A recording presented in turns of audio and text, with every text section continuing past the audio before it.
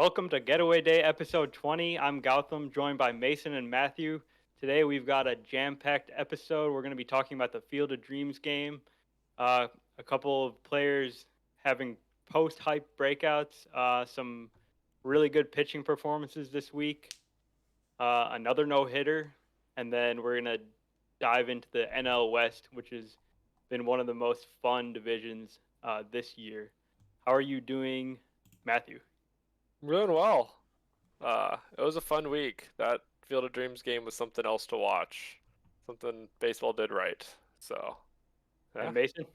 Yeah, I had a great weekend. I went home, got to see my family and do all that. So didn't watch a ton of baseball. I did watch every Cardinal game, but that's all that I got to see from this weekend. So I'm gonna be relying on you guys here for anything cool that happened. So Sounds good. Yeah, so we'll get straight into the Field of Dreams game. So it was a game set in Dyersville, Iowa, at the site of the 1989 Field of Dreams between the White Sox and the Yankees. I'll just go straight to you, Mason. What are your thoughts on this event? MLB doesn't do anything right ever. They really don't. I can't think of anything that they've done right until this. This was fantastic.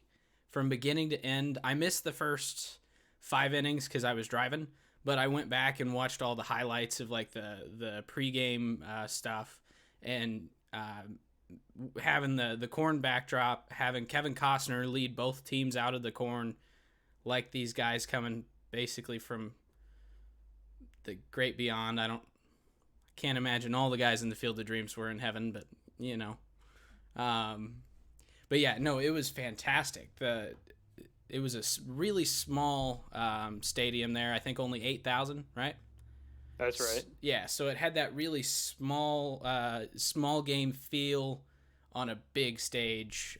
The ticker looked awesome. The backdrop was just phenomenal. You could see the movie set in the back. With the lights on, there were little kids playing baseball out there.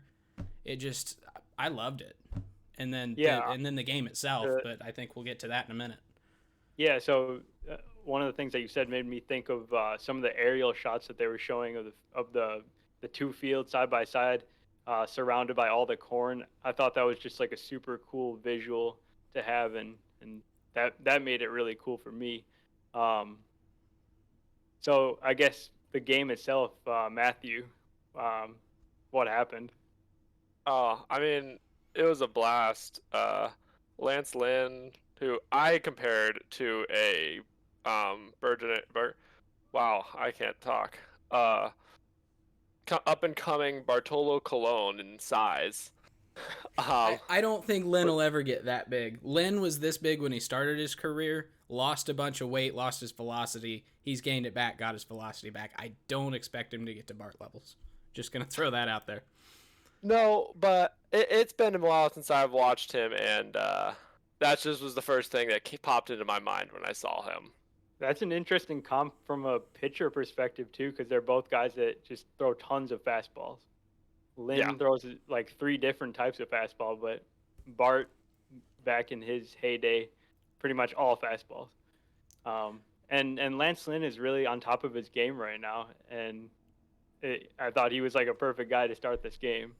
For the White Sox. Well, and I kind of think that's another good reason to comp him to Bart, though, too, because Bart was always he had his ups and downs throughout his career, but in general, he was a really good, effective pitcher for pretty much his entire career, and he was really kind of underrated there, and Lance Lynn has been the same way. When he came up in 2013 with the Cardinals, he was a really good reliever, moved into the rotation, was good there, kind of fell into oblivion when he bounced around to a couple other teams, found it again with the Rangers, and then now here he is I think he's the ace of the White Sox. Yeah, for sure, and he's definitely in the conversation for the AL Cy Young. At this point, his ERA is just over 2, so it's been a really impressive season for him. And he actually just signed a 2-year extension with the club. Yep, White Sox are smart to keep him. That's for sure. Definitely. What was the dollar amount on that? I believe it was $38 million for 2 years. Mm-hmm. It's not a bad contract. No, not at all. Nope. Yeah, so getting back to the game, there were tons of home runs. Yeah, in this I was game. gonna say this game was the story of the home runs with 8 hit. Yeah, so the ball is jumping in Iowa. Players So were there are home excited to runs be by there. Jose Abreu, Eloy Jimenez, Sebi Zavala. Aaron Judge hit 2 home runs. Stanton hit the big home run in the top of the 9th inning to give the Yankees the lead. And then in the bottom of the 9th, well, there was one other home run by Brett Gardner. And in the bottom of the 9th, Tim Anderson had the huge walk-off home run to give the White Sox the 9-8 win. So this was just an amazing MLB showcase because we got to see some of the most exciting and best players in the league in this game and hitting home runs. And there were apple pie hot dogs. Oh, I didn't even know about that. Yep. But that Guy amazing. Fieri invented the apple pie hot dog. It's like a pigs in a blanket with apple pie. He invented that for that game, and apparently they were really popular because the broadcasters sent an intern to get them 3 different times. So, yeah.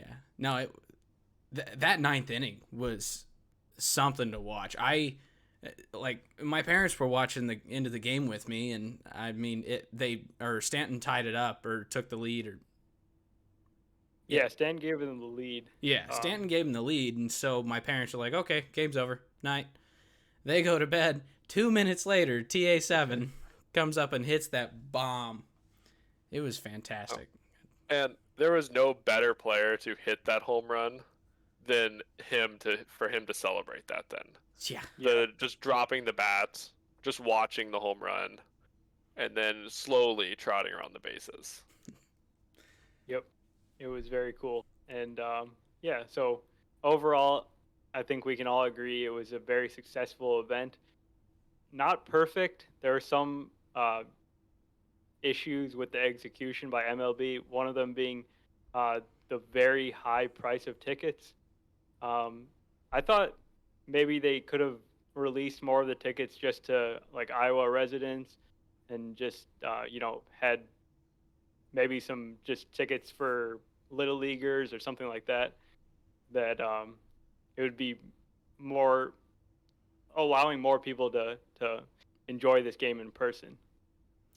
Yeah, I mean, Iowa not having a baseball team or anything, I mean, they've been waiting for this game for 2 years now since they announced that they were going to try and do this in 2020 originally, and obviously got pushed back. So there is almost no reason they shouldn't have just opened this up just to Iowa. They would have gobbled those tickets up immediately. Well, and the fact that like Iowa loves baseball. I mean, hell, they've got what, 2 minor league teams? It's Cedar Rapids, the Iowa Cubs. Do they have another? They may, but yeah, baseball is like a huge part of Iowa and the Midwest in general. But they don't have but they don't have a big league club, and they're blacked out from 6 games a day.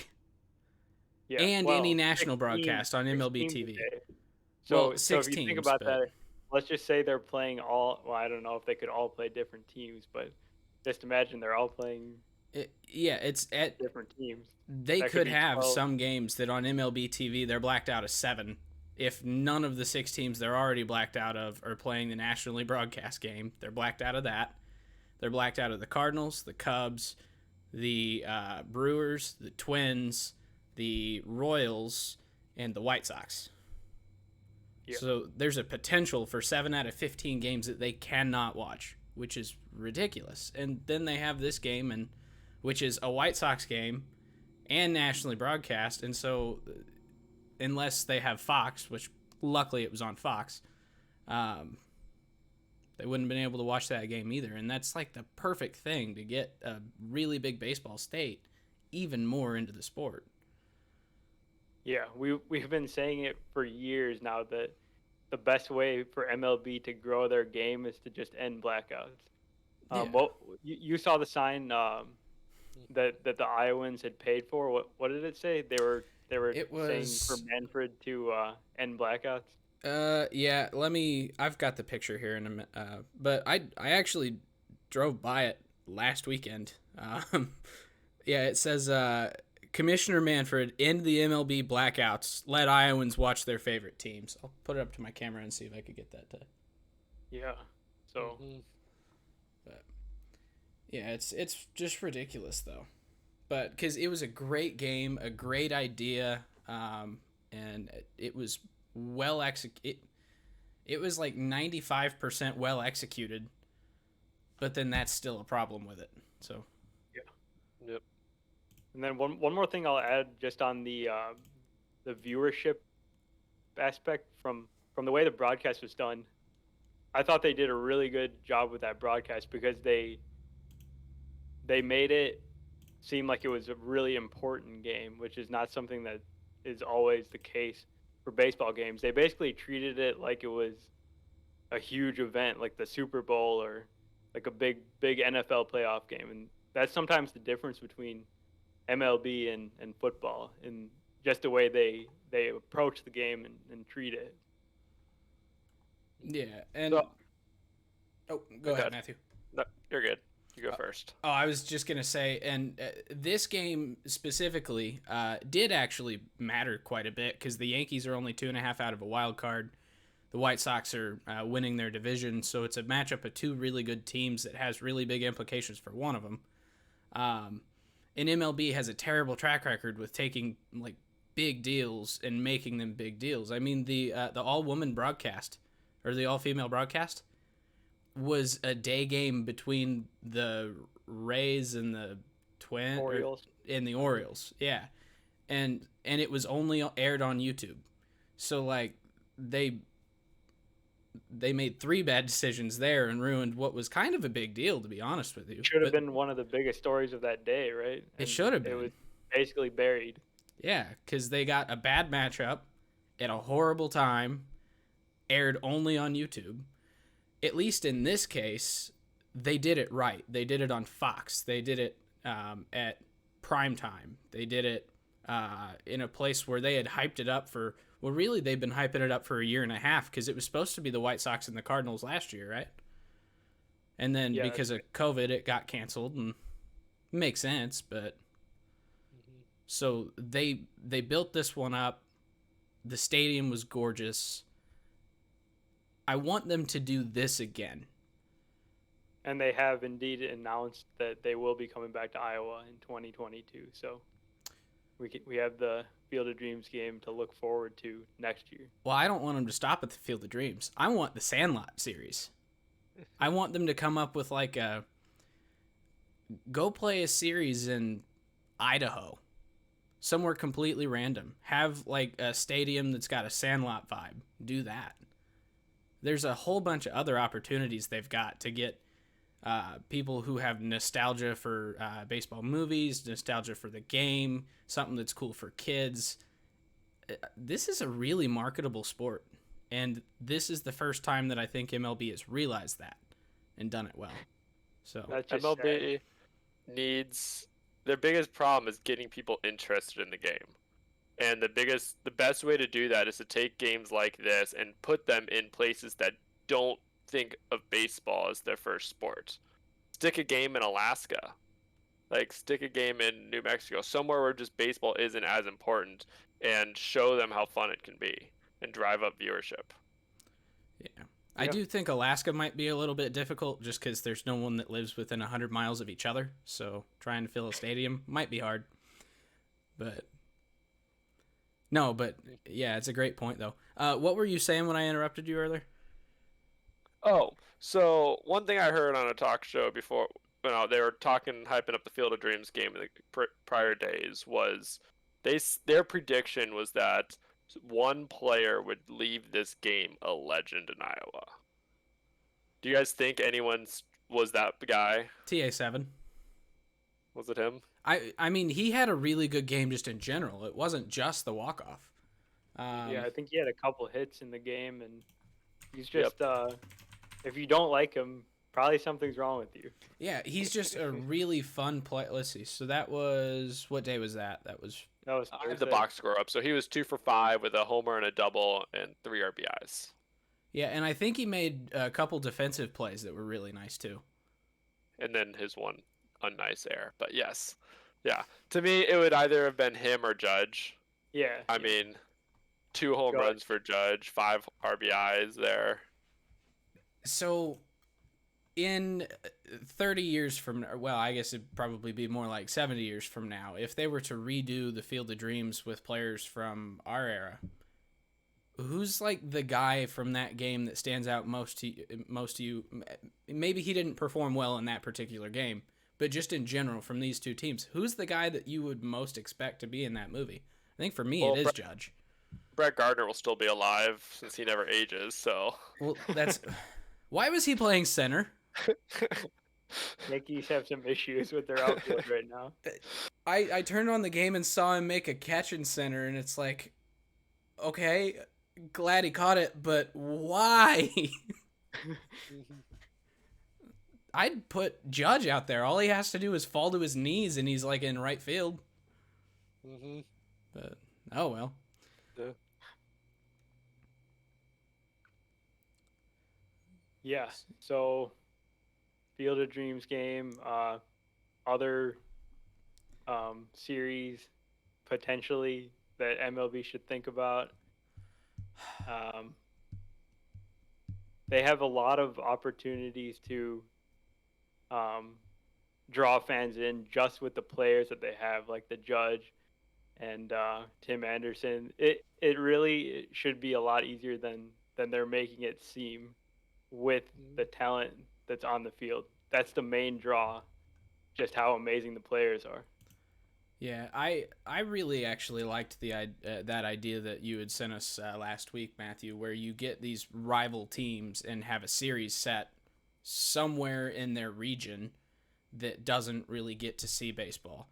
Take it to a small town, release more tickets to the local area, for one, because releasing 2,000 tickets to the entire state of Iowa for a game that should have been a huge deal for Iowans, and quite frankly, it was. It's not enough. I realize there's only 8,000 seats, and they're trying to make money. I get it from a business case standpoint, but that's really short-term thinking there, and they need to be thinking long-term. So take Cardinals-Royals out to Branson, Missouri. Play a game there. Something meet in the middle. The I-70 series, granted, Branson's not exactly on I-70, but you get the point. Take, I don't know, have the Padres play in Hawaii. That'd be dope. Yep. That would be. On a volcano, or have a volcano in the background erupting. Yeah, and I mean, just thinking about the cost of what this is. Let's say every team forfeits 3 home games. So instead of 81, you play 78 home games. And what's the cost? Maybe a middle of the week August series. I mean, who cares about a Tuesday through Thursday series, really? How many stadiums are actually going to go and make a noticeable dent in their profits in those 3 days? Well, and they could negotiate it with the local place that the whoever gave up the home games for that series gets a percentage of the ticket sales. Yeah. Like, it's not like they would be losing their ticket money or anything. It's just they don't have people in their seats, so split the profit, basically. Concessions, ticket sales, a share of that goes to the hosting team. And every team would host a series somewhere, so it's not like it would be unfair. Oh, definitely. There's a really easy way to do it without it impacting the money at all. Right, and then thinking about the growth of potential fans. Yeah. But this is just a general question. So, do you guys know what happened to the London series? Because that got canceled last year. It was supposed to be Cubs Cardinals. Right. So, I mean, it didn't come back this year. Obviously, I don't know if it's still on the table. But I have to imagine it was on the table, and that we just because we weren't allowed to travel. Yeah. Were we allowed to travel internationally that much when the season started? Yeah. I mean, sort of, but I completely understand with the way that it's been kind of going in Europe why we weren't sending anyone over there. There's no Mexico series this year. And those are things that I think will come back. Yeah. Because, like, the Mexico City series was kind of a huge deal. Playing baseball in Hispanic countries gets a lot of viewers. The Indians played in Puerto Rico a couple years ago. Yeah, that was who'd they play? I'm trying to remember who the other team was. I think they played the Twins. I don't remember. But that was a really big like a really big event down there, and it was a huge deal for Puerto Rico, and a huge deal for players like Francisco Lindor, who's from Puerto Rico. And so doing this where you're getting more outreach to some of the countries that all of the fantastic players come from, that would be huge for MLB. Mm-hmm.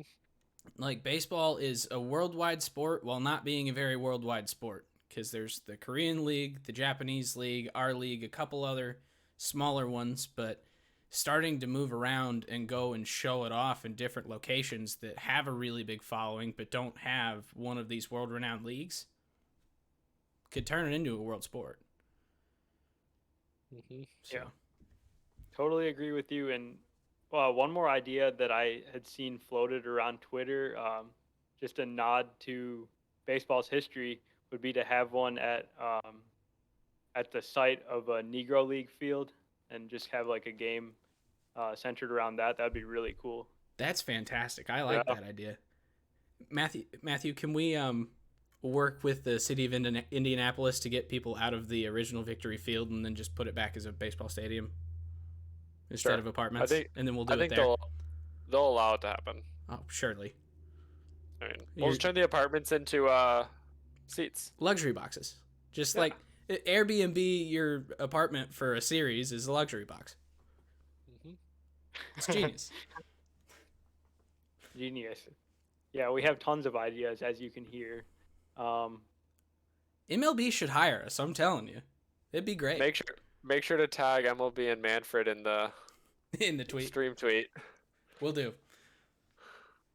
All right. So moving on, we're going to talk some players now. So one player that I've had my eye on for a number of years now is seeming to be finding a new level at the major league level. Maybe it's just a small sample size kind of thing. And maybe it's Maybelline. Maybe it is. And that player is Lewis Brinson of the Marlins. So this year, he's hitting 282, 320, 507. He's got 7 home runs in 150 at-bats for a 124 WRC+. In contrast to his career line of 204, 254, 356, 60 WRC+, and that's in almost 1,000 career plate appearances. So he's doing something. He's basically before this year, he's basically the worst hitter in the league in all the chances he's been given by the Marlins, and he's never really figured it out. Lewis Brinson was a huge prospect going back to when he was a first-round pick by the Rangers. He was traded twice as a prospect, first to Milwaukee, then to Miami as the centerpiece of the Christian Yelich deal. And this is just one of those cases where sometimes it just takes a guy a bit longer to develop, and they have to go back down to the minors a few times. But he's 27 years old. He's probably like in his athletic peak of his career, and let's just see if he can keep it going. Well, and the other thing with Brinson's season this year is he's playing really well, and he's playing well in high leverage situations. Like, he's making great defensive catches, which he's always been able to do. He's incredibly fast. But then one of his home runs is a grand slam, right? That happened a week and a half ago, maybe. Yeah. And just he's been performing in the clutch, really. And I mean, there's no way to quantify that, but the few times I've seen him play, I was shocked at how impactful he was on those games. So it's been kind of a sort of an inside joke between you and me where you love Lewis Brinson, always have. I sit there and say he's the worst thing to ever happen to anyone ever. He's doing it, and I'm really glad he is, because it just, when he was the centerpiece of the Yelich trade, came up, couldn't figure anything out there. It kind of seemed like he was going to be a little bit like what Magneuris Sierra did at the beginning, where he was supposed to be a big deal and then couldn't quite figure it out. Really young. I think the expectation was maybe a little too high at the time. But yeah, with Brinson, we've always been able to see it. When you just look at the guy, he's like one of the most athletic guys you can see on the field. He's like 6'5", super fast. Just has really high exit velocities and everything, but he's never really performed well at the major leagues at all. He's been good in the minors, so people kind of give him the label as that quad A kind of guy. But yeah, this year maybe it's a little bit different.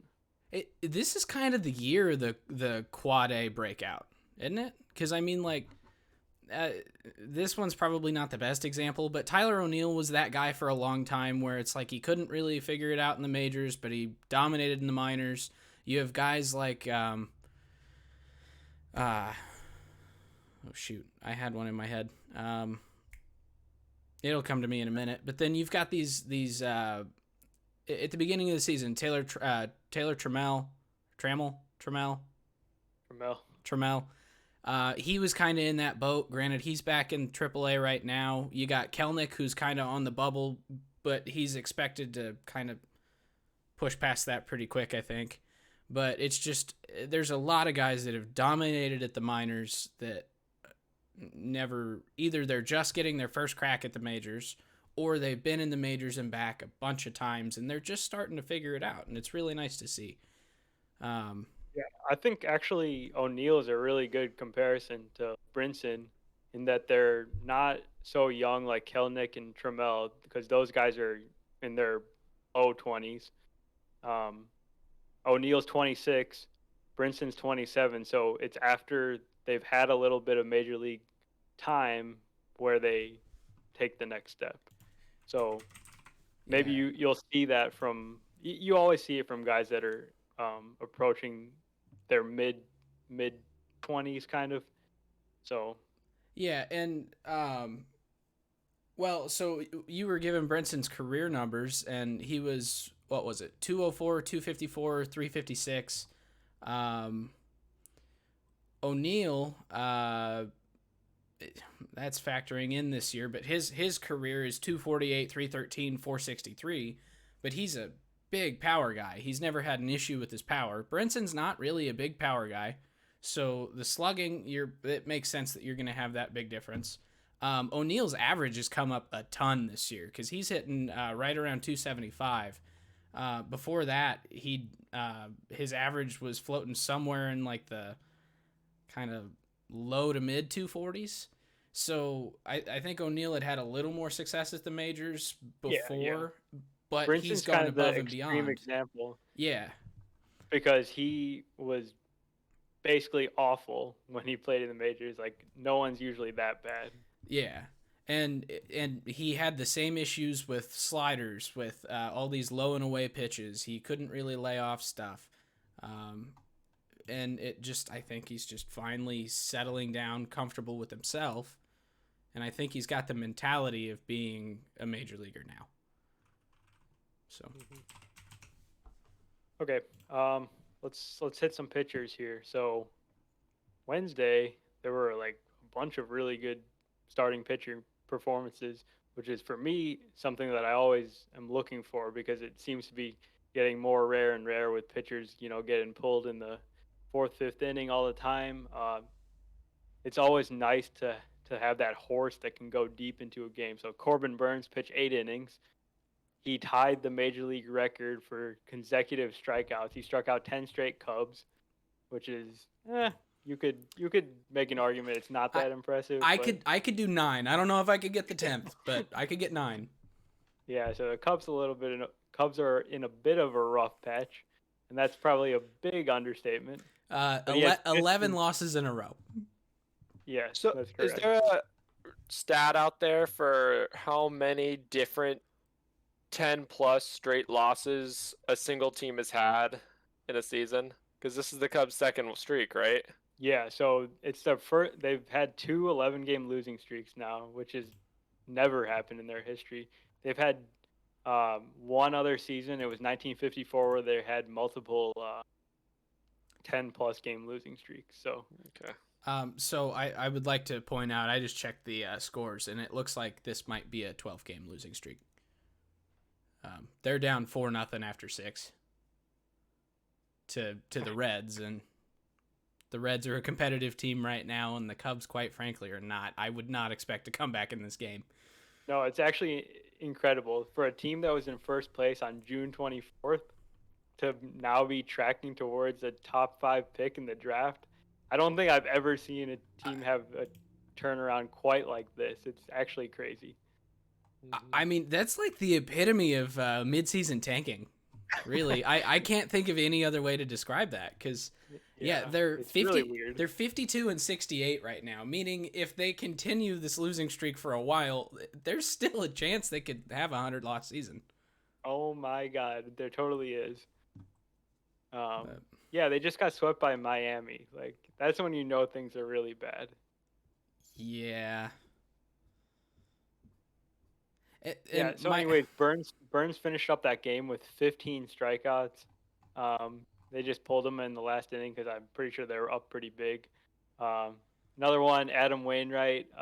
We just talked about him last week as being a guy that can go deep in games. Finished up a complete game against the Pirates. Just gave up 2 hits and struck out 7 on 88 pitches. It is the most efficient game by a guy over the age of 38 ever. And he had 2 hits in the game. Yeah, and he matched the Pirates' hits. But I think he had an RBI in that game too, didn't he? I believe so. Yeah. Yeah, and then one more here. Alek Manoah, Blue Jays rookie, pitches 6 2/3, 11 strikeouts, gives up 2 runs. And he actually threw 114 pitches, which I was pretty shocked that they let him go so deep in a game. Like, the Blue Jays are a pretty analytically inclined team, but I guess they believe he's the workhorse already. Yeah, they need him. They got Barrios to help a lot, but they feel like they need him, I guess. Keep going. Just don't want to overuse him. Well, and him, luckily from an overuse standpoint, I don't think he really was a workhorse in the minors. I think they were limiting his pitches there, just getting him his work in and then getting him to the majors. So they saved him a little bit there. But no, they were in a huge need for getting guys that can just go deep and save the bullpen, and that's how they were going to make the playoffs. Getting Barrios was huge. Ryu is Ryu. He's always going to do that. I think Robbie Ray's the other one, right? The other big guy they've got there. And, I mean, I don't know anything about how he's been pitching, but they really needed Manoah to start to go deep and just dominate. And he was a guy that everyone thought could do it, and here he is doing exactly what they need him to do. And they are in really pretty prime position to make a run at this wild card spot. They're 4.5 games back of both of the wild card teams are tied right now, so they're 4.5 games out of a wild card spot, 2 behind the Yankees, and I don't know, they're one of the best hitting teams in the league, so there's a really good chance that you're going to see them at the end of October vying for that spot. Would they set a record for largest run differential for not making the playoffs? I mean, they're plus 127 right now. Yeah, so they win tons of blowouts, and then they, I guess they lose like close games, I think, and then they play in a really tough division, so that's what's kind of driving that. But their offense is unbelievable with, just like 1 through 9, it's just stacked, and then now with pretty good pitching, I feel like they could be really dangerous if they do make the playoffs. I just don't know if they can. Looking at the teams, going to have a petition at the end of the season to move to the AL Central. Well, and the or even the NL East. Yeah, the AL East. A lot of those games are really close in the interdivisional matchups there, because the only team in the AL East that does not have a positive run differential is Baltimore, who is minus 201. So I think everybody destroys them. But yeah, like see, Tampa has a plus 113, Toronto plus 127, Boston plus 59. The Yankees were negative until like the last couple weeks. They've been going off, and they've got their negative run differential back to positive, and they're at plus 19 right now. So I don't know. It just seems like that division is really, really good. There's a lot of close games interdivisional, and then they all pummel the out of the division teams. You say that, but if you actually look at the division, like your versus division records, Tampa's 35-18 against the AL East. Boston's 34-23, and then all the rest are under 500. Well, I'm not saying that they all like win at equal amounts. I'm saying the games are close. It's actually interesting. Only New York has a positive over 500 win record against the AL West in that division. Everyone else is under 500. Huh. Don't know what that means, if that means anything, but it was just an interesting little thing. Have they all only played Houston? It would be the only thing I could think of. Yeah. Houston 16-12 against the East, and Oakland's 13-13. The Mariners are actually 18-13 against the AL East. Yeah, the Mariners have been getting work done, winning against some good teams recently, and I'm kind of impressed. They're not going to get a wild card spot this year, but they're going to be close. So, but with the pitching though, these guys that had a dominant week last week, a dominant Wednesday, they go tomorrow, and Burns and Wainwright are going up against each other. Cardinals and Brewers get 3-game series here. It's only the second series of the month that the Cardinals have played an above 500 team. They got swept in the first one, but they've dominated every team in between. So this will be a huge, huge series. And the Cardinals have actually a semblance of a legitimate rotation finally. Because Waino's going tomorrow against Burns. Freddie Peralta is matched up against Jay Flair, who came back and pitched 6 dominant innings on 81 pitches. Didn't give up any runs on Friday of this last week. And then on Thursday, on Thursday, it's going to be Brandon Woodruff against either Miles Michaelis, if they activate him, or John Lester, who has been pitching really well since he came to the Cardinals. But if the Cardinals can manage to not get swept, they're potentially in a wild card hunt too. If they get swept, I kind of think that's going to be the end of it, because they have a really, really tough September, and they need to prove that they can beat above 500 teams. Just on the year, they're 20-32 against above 500 teams. So if they don't start winning against good teams now, they're done. So this would be a good litmus test series. Yes, for sure. Couple just quick notes here. My other hobby, other than looking at pitchers' line scores, is looking at batters' line scores. And at Chapman on Thursday, in the A's 17-0 win, his box score line is 1-3-0-0-5-1. So he went 0 for 1, 3 runs scored, 5 walks, and a strikeout. And he actually struck out in that last at bat. I was like rooting for him to get the 6th walk. It hasn't happened in over 20 years when Jeff Bagwell did it. 6 walks in a game. Good Lord. And then the same day, Luis Urias of the Brewers had a 6.55.5.00 with 2 home runs and 3 doubles. So 5 extra base hits for Urias in a 17-4 win by the Brewers over the Cubs. So that day, both of those teams won or put up 17 and blew out their opponent. And yeah, it's just kind of funny, just like different ways to get to those 17 runs based on the players' games. Completely different games, but both contributing to the many runs scored. Yeah. Then we had another no-hitter this week. Finally. This was probably the most shocking one of the bunch, because it was a guy that Had any of you guys heard of this guy before? Because I certainly had not. Nope. Yeah. So it was Tyler Gilbert of the Arizona Diamondbacks against the Padres. Left-handed pitcher. He's 27 years old. He was a Phillies minor leaguer for many years. He was actually a reliever.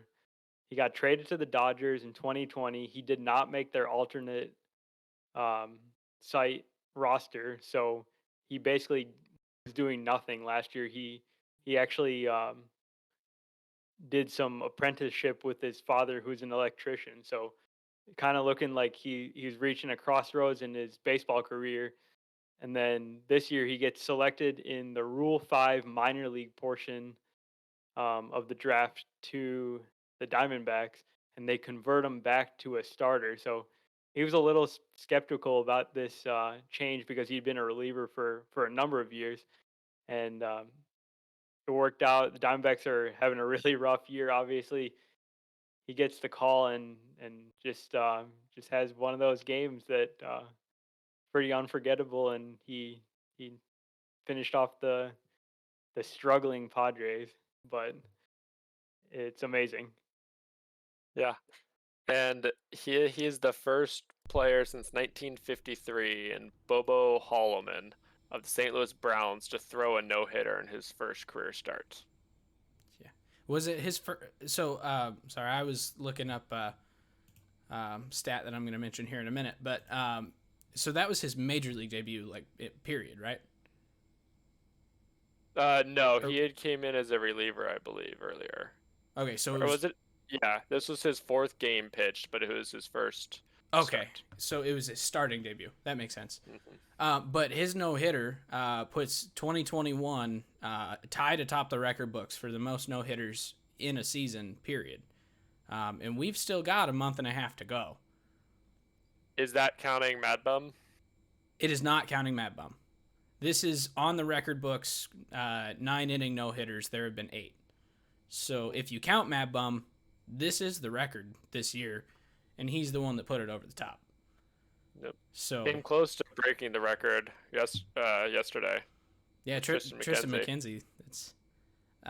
I'm looking forward to him being a dominant starter in the league too. I think he's primed for just a breakout season, and I'm looking forward to it. Yeah, would have been pretty crazy to set the record with a perfect game too. Yeah, but we haven't seen a perfect game in a very long time now. I think the anniversary of that was yesterday, wasn't it? The Felix perfect game? Yeah, I think it was August 15th. Yep. Oh, okay. Yeah. So what year was that? 2012. 2012. Yeah, so that would have been cool if Tristan McKenzie would have thrown a perfect 9 years to the day after King Felix. All right, who wants King Felix to come back next year for one game on August 15th for the Mariners, and they just let him throw a perfect game? I would 10 years apart. They got to bring Ichiro back too. Yes. I mean, Ichiro's already there. They just got to put him on the roster. Yeah, he'll do it. No problem. He's what, the assistant hitting coach right now? I don't know. But yeah, but Tyler Gilbert was finished off the Padres for the third straight game for the Diamondbacks against the Padres. They ended up losing yesterday, so they did not get the 4-game sweep, but that was just a really good series put together by quite frankly, an awful team. Arizona still has not reached 40 wins, yet them beating San Diego handily twice, and then winning another one in there has basically opened up the standings for a lot of different teams to now have a shot at a wild card. The Padres have a really rough schedule ahead of them in the next month, facing pretty much exclusively good teams. They have 7 games against the Giants. They've got 6 games against the Dodgers. I lied. Add 3 more games against the Giants. So they got 10 games against the Giants, 6 games against the Dodgers, 3 against the Braves, 3 against Houston. They get St. Louis for a series. So They've got a little bit of an uphill battle here to keep their wild card spot, I think, with the Reds having a really easy schedule, the Cardinals being somewhere in the middle as far as strength of schedule. So Tyler Gilbert could have potentially just ruined the Padres' plans for this season. Only time will tell, but the Padres have one big reason for optimism, and that's the return of Fernando Tatis Jr. Center fielder. Or right fielder, or whatever. Fielder. Yeah, so he came back yesterday. He hit 2 home runs. He went 4 for 5. He's now returned from the IL 3 different times, and he's hit a home run in his first game back each time. This guy is absolutely insane. He has 33 home runs, 23 stolen bases in just 89 games. I was looking at the WAR leaderboard today. I couldn't even find Tatis, and then I remembered he doesn't even qualify. He's literally second in Major League Baseball with 4.9 F4, only behind Vladimir Guerrero, who has done it in way more games. Well, does Ohtani? How does Ohtani factor into that? I was just looking at hitters. That's why I was asking, because I don't know how they've how the split between his offensive and and pitching have been for Ohtani, where that would put him. But yeah, so Ohtani, just hitting wise, he's put up 4.64. So when you factor in the pitching, he'll be higher. But I think Ohtani kind of doesn't count for this conversation because he's a little bit of a special case. That's fair.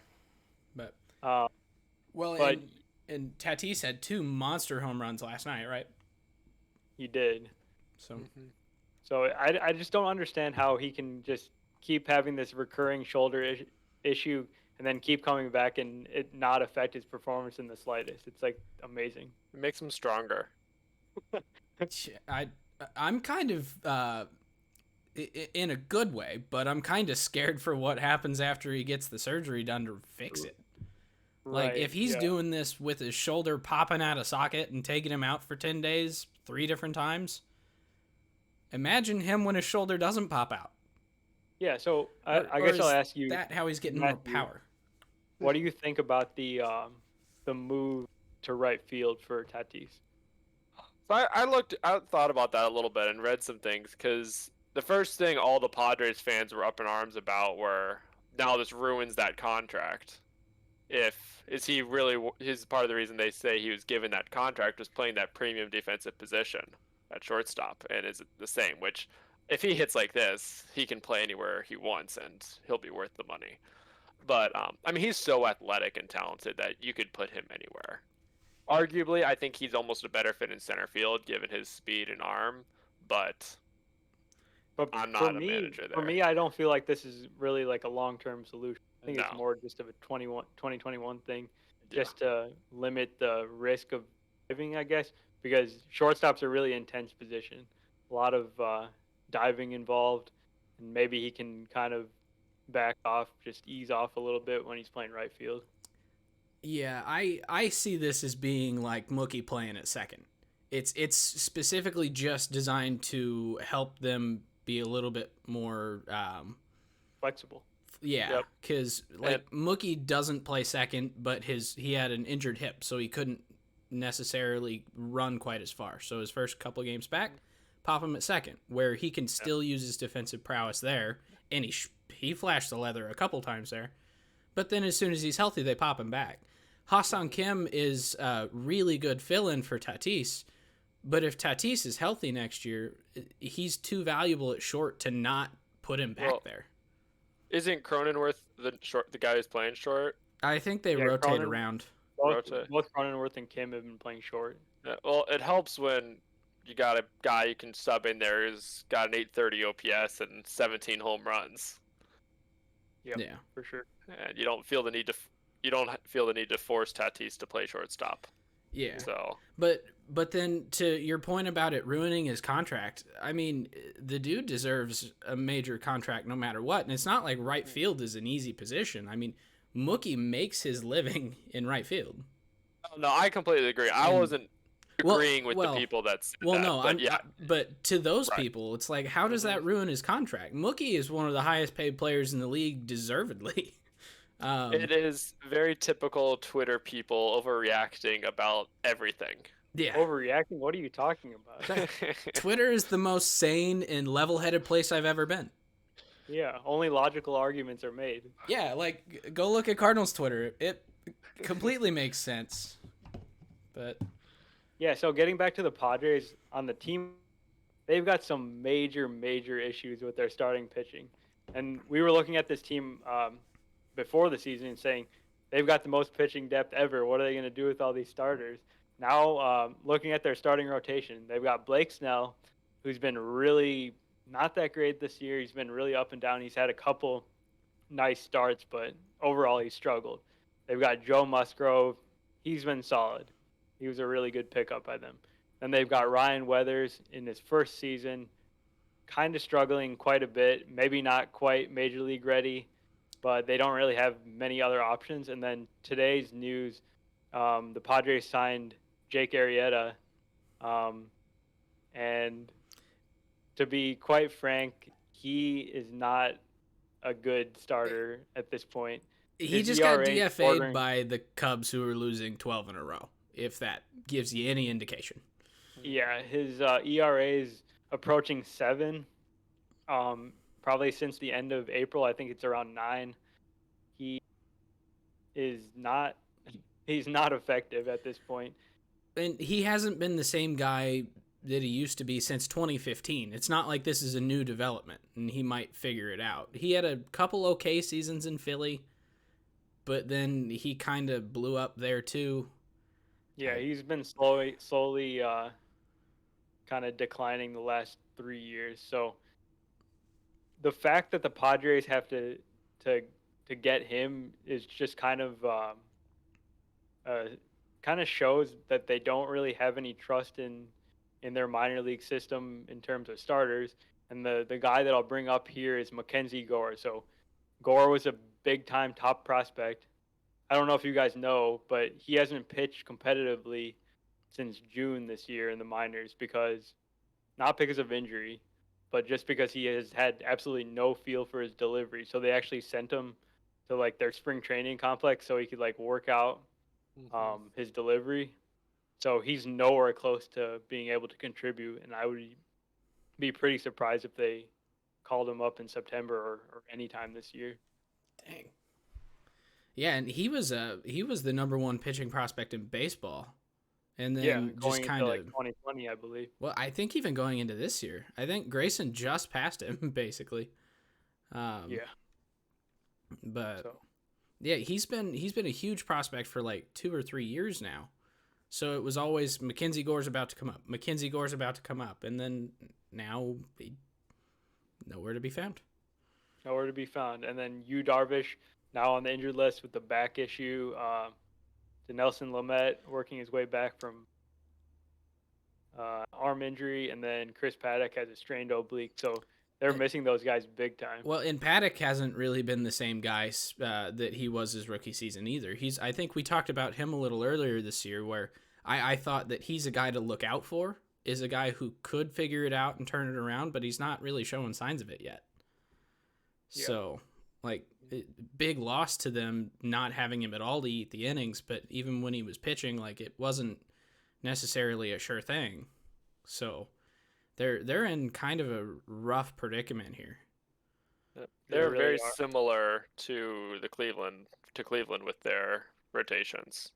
Biggest difference is San Diego mostly, while they've been dealing with injuries, they've just mostly dealt with a lot of ineffective pitching versus their entire rotation going on the injured list at one point.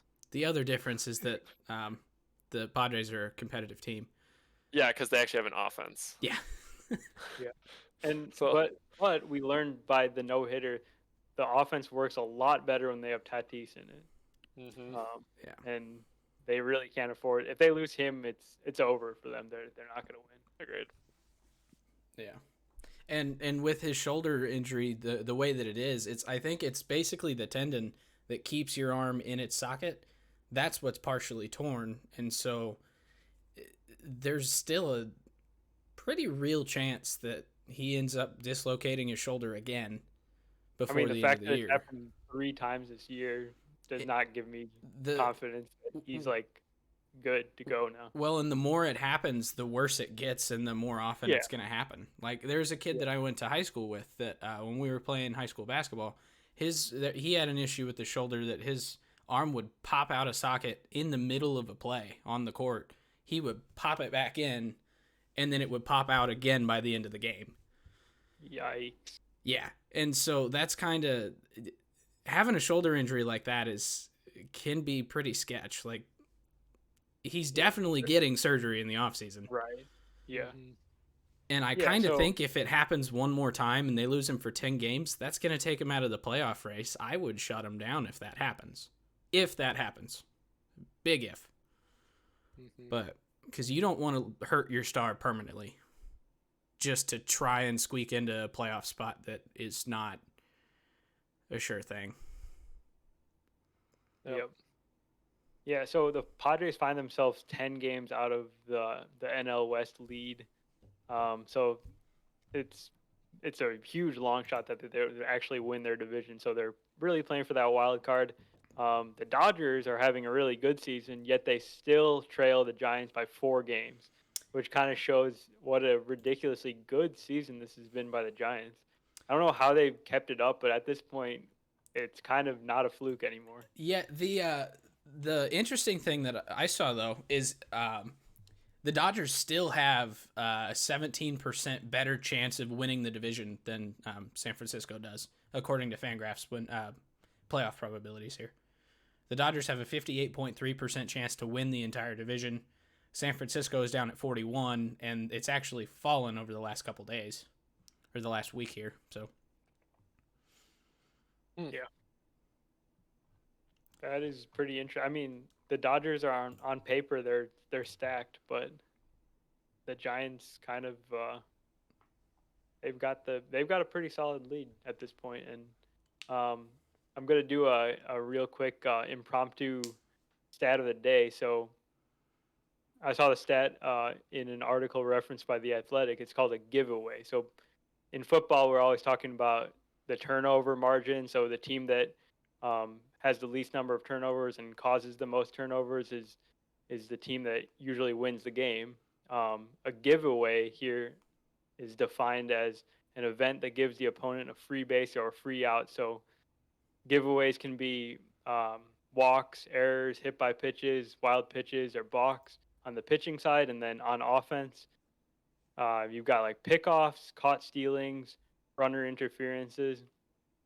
So the Giants lead this stat by almost half a run. They only have 4.52 giveaways per game. So they play really clean baseball. They don't make a lot of errors. They don't unnecessarily walk people. That's the reason for their success. And I think it's going to keep up. I think they're going to win the division. I mean, fundamental baseball, it outplays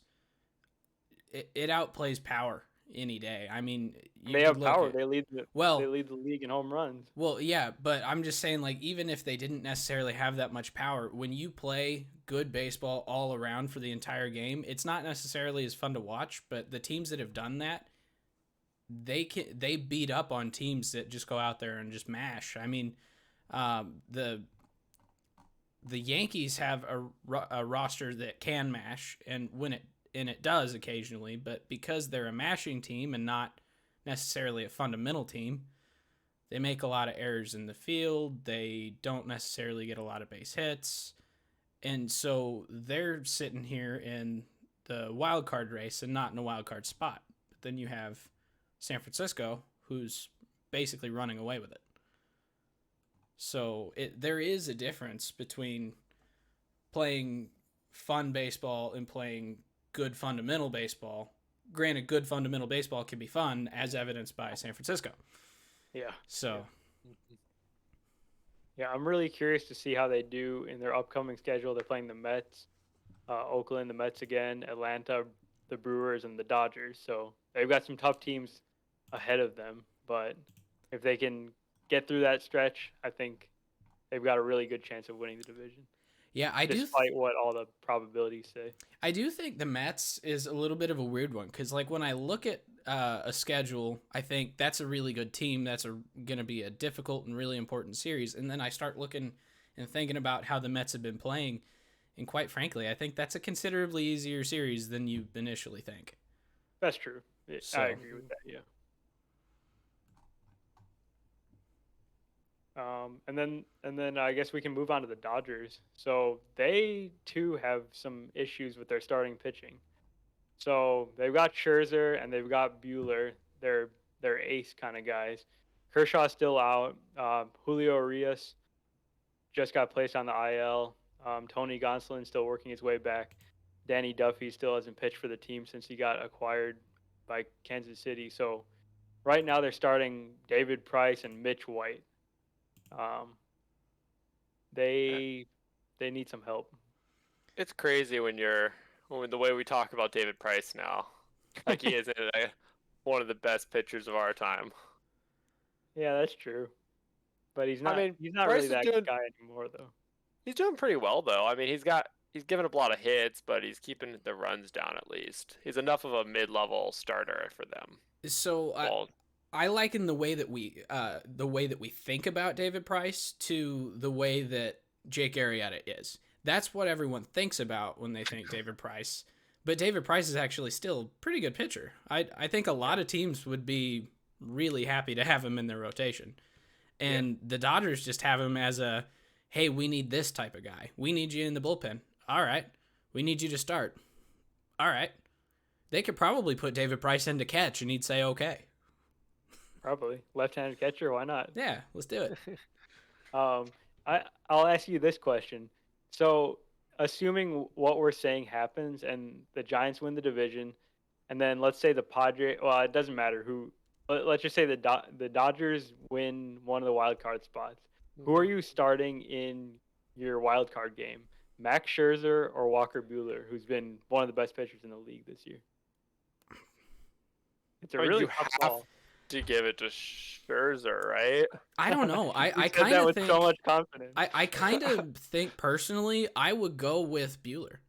That's obviously not a knock on Scherzer. He's still one of the best pitchers in the game. But I don't know. There's just something about the way that Walker Buehler deals in high leverage situations and just his demeanor. He almost pitches at a higher level when there's pressure, it seems, because his personality is. Are you describing Max Scherzer as well, though? Well, yes, but I guess my point is Buehler is even more animated than Scherzer is. He's watching his reaction on the mound to stuff. He gets hot, and a lot of guys like Carlos Martinez, when they get hot, they get ineffective. Walker Buehler gets more effective. So I think I would want to put Walker Buehler up against potentially the Padres in a wild card 1-game playoff, and then have Max Scherzer be your game 1 starter in the DS. Let's just say that Dave Roberts is going to sleep pretty well with whoever he picks as his starter. Yeah. Assuming the Dodgers aren't having to throw these guys out there in the last day or two, they'll be fine. Well, and the other thing is, if Kershaw comes back, I mean, he's obviously not having the best season of his career, and he's kind of not been the same guy for a couple years, but he's still only 33. He dominates in the postseason as long as they're not playing the Cardinals. So I would even think about putting Kershaw out there for the 1 game. He wouldn't get it, but he would still be in the back of my mind. I'd be like, well, I could do that, and I wouldn't regret it if I did. But you still give it to Scherzer or Buehler, obviously. Mm-hmm. Yeah, when they get healthy, they're gonna have plenty of options around, and then they'll have to make the decision of who stays in the rotation and who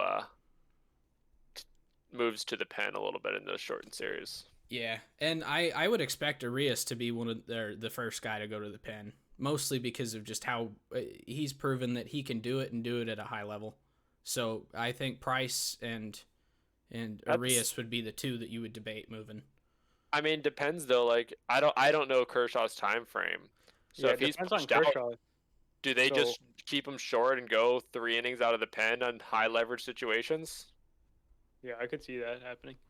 To shorten the starts for some of these guys the second they get in trouble. Yeah. Yeah, that's a good point. The Dodgers basically have every option under the sun. I think they're the team that's the most built for this point of the year, where if they got a guy hurt, they could plug another guy in. They'll still be competitive. Obviously, they want to get their good guys back, but then when they do, it's basically a Lego set with no instructions. You do whatever you want. Yeah, that's a great point, because I think that's the big difference right now between the Padres and the Dodgers. The Padres don't quite have that. They have a lot of good players, obviously. They're a good team, but they don't have quite the depth that the Dodgers have, that they can always just plug in another guy to fill their holes. Well, that's what $60 million more in payroll gets you for the Dodgers. Yeah. Well, and just a phenomenal farm system as well. And that is only active payroll. If you take in the whole account, Dodgers have about $350 million in everything, and the Padres peak at $190. Yeah, the luxury tax, it means nothing. No. Why would it when you win World Series? Well, no, I'm saying it means nothing to everyone. Like, it shouldn't. It shouldn't deter anyone. Low. And they're the only team that doesn't pretend like it's an issue. They're like, well, it's not that much money, and you make more money by spending more money, so we'll make back what we've spent for the luxury tax pretty easily. And then they do it, and then they're great, and they're the team that's always the most poised for a playoff run, which is why they've been to the playoffs every year for like the last, 12 years? Something ridiculous. There's a reason they're a good team. Yeah, they are a machine. But yeah, and then you got the Red Sox and the Yankees, who could very easily do the same thing, and every 2 or 3 years they need to reset their luxury tax. It's like, why?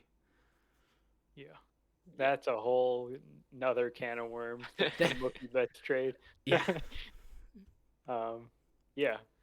But I'm really looking forward to whatever happens in the NL West this year, and whatever the wild card game is, it's going to be amazing.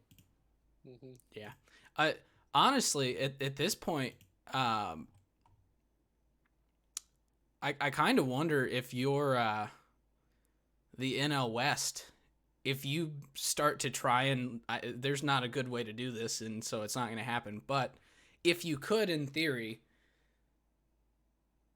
lose games and like throw a couple games here and there to get yourself to the second best record in the NL, so that you don't have to play the winner of Dodgers and Padres 1-game playoff. Would you? If you could, would you? You never take that risk. But I know what you're talking about. Yeah. Because I don't know. I mean, theoretically, if you could do it, but if anything, baseball tells you is there's no guarantees about anything, and so you go for what you can get. Yeah, I mean, obviously you're gonna try and win every game, but the thought has crossed my mind. I wouldn't want to face the winner of that wild card in a 3-game series. Like, if I could, I would somehow give Atlanta that game. Maybe they need to rethink how they do the wild card game and let the number 1 seed pick who they play. I know. I've been saying this for years. If there's anything the NBA does right, it's their playoff structure. Division winners get a guaranteed spot, but the seeding is based on record. So Atlanta or Philadelphia or whoever wins the NL East would be the 5th seed. Which is what they deserve, too. So that makes a lot of sense. They would get the spot, but they would not get that benefit. Right, because ultimately, if the top 3 NL West teams do make the playoffs, one of them is sadly going to be gone in one day. So Yep. Yeah. And I mean, even if we did that, like San Diego would still be the 4th seed, and so they'd still be in the wild card, which they deserve to be in a 1-game playoff, really. If we're going to do 1-game playoffs, we shouldn't. That's a different conversation that we've already had a couple times, I think. But yeah, that would make sense. I would like that, because then you'd have San Francisco as your 1 seed. Technically, the Dodgers are a half game ahead of Milwaukee right now, so they'd be your 2 seed. Milwaukee your 3 seed, San Diego the 4, and Atlanta the 5. Yep. And then San Diego would be the team that would drop. So really, if San Diego falls out of the race, the next team in would get the 4. So Atlanta has to play on the road in the 1-game playoff no matter what, basically. Which, I mean, they get in the playoffs, that's what they get. And yeah.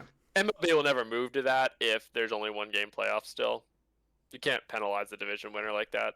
But if they could ever up this to 3 games, then it becomes a much more serious conversation, or it should become one. I think the players should, if there's going to be a luxury tax still, which I think the players are going to push to get rid of that, honestly. And they just implement a salary floor, so Cleveland has to spend some money. Cleveland and Oakland and Tampa. Imagine if Tampa was required to spend money. How good that team would be. They would never lose. Yeah, exactly. That would be really fun. People might actually go to the Trop. But so in the way that the playoffs are set up, the one thing I do really like about it is that it puts a lot more emphasis on winning the division. So Dodgers, Giants is going to be like going down to the wire. Those teams are going to be going all the way to the finish line of 162 for the playoffs start. Yeah. Yeah, but I like that, but then I also dislike it in divisions like, even like the AL Central. Like, granted, Chicago is a good team, and they're running away with the division, and they're playing like it matters that they win all the time. But really, they don't have to. They don't have to try and be good. They don't have to, but they've locked it up. They'd like to have the home field through the playoffs too. So yeah, but just in theory, Joey Votto just hit his 2000th career hit. Joey, good for him. So, Joey Votto pretty much deserves a regular standing segment on the show, probably. I was gonna say, thank God he made the episode. Yeah, it was getting pretty late. Dude, I'm gonna get a Joey Votto Funko Pop to replace my Eugenio that's back here. But but what was I saying though? Yeah, like there's divisions that are pretty uncompetitive coming into the season. I don't know. It just seems like a team is never like amazing coming out of it, just because they don't really feel like they need to reload to make the playoffs. I mean, you look at the Indians in 2017 and 18. They did well and crushed the division, but they played nobody because the AL Central was terrible, and so they come out of that and face New York and get swept, or not swept, but lose a 2-0 series. Yeah. So, I mean, it's one of those things. If you don't play the competition, you don't tend to do as well. Yeah. So, I don't know. I like the thought that you almost have to